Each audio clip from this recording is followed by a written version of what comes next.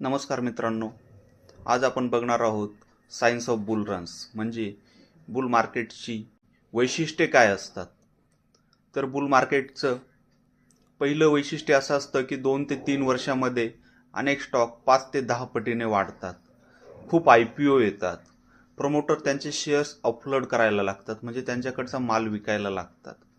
प्रत्येकजण शेअरबाबत बोलायला लागतो. तुमचा पानवाला, चहावाला, अगदी तो तुमचा मित्र जो की शेअर बाजाराला सट्टा बाजार, जुगार म्हणत असतो, तोही गुपचूप शेअर मार्केटमध्ये तुम्हाला न सांगता इन्व्हेस्ट करायला लागतो, गुंतवणूक करायला लागतो. MTF अकाउंट्स फुल होतात. MTF अकाउंट्स म्हणजे मार्जिन ट्रेडिंग अकाउंट्स. खूप ब्रोकरच्या जाहिराती येतात आणि न्यूजपेपरमध्ये रकान्याचे रकाने भरून शेअर बाजाराविषयी माहिती, शेअर बाजारातले फ्रॉड यायला लागतात.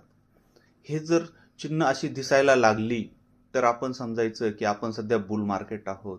आणि बुल मार्केटचा धोका असा असतो की नंतर थोड्याच कालावधीमध्ये बिअर मार्केट म्हणजे घसरण सुरू होणार असते. मित्रांनो, हे तुम्ही लक्षात घ्यायला हवं की शेअर मार्केट हे लिनियर चालत नाही, म्हणजे FD सारखं वर्षानुवर्ष वरच्या क्रमाने चालत नाही. तर शेअर मार्केट हे सायकलमध्ये चालतं, म्हणजे 6 वर्ष वर तर 6 वर्ष खाली, अशा पद्धतीने शेअर मार्केटचा कालबद्ध कार्यक्रम चालू असतो. तर अशा परिस्थितीत आपण काळजी काय घ्यायला हवी? जेव्हा आपण बुल मार्केटमध्ये असू, उच्च शिखरावर असू बुल मार्केटच्या, तर लिव्हरेज कमी ठेवायला पाहिजे. म्हणजे आपल्याकडील कर्जावर घेतलेल्या पोझिशन्स ह्या कमीत कमी असल्या पाहिजेत, नगण्य असल्या पाहिजेत.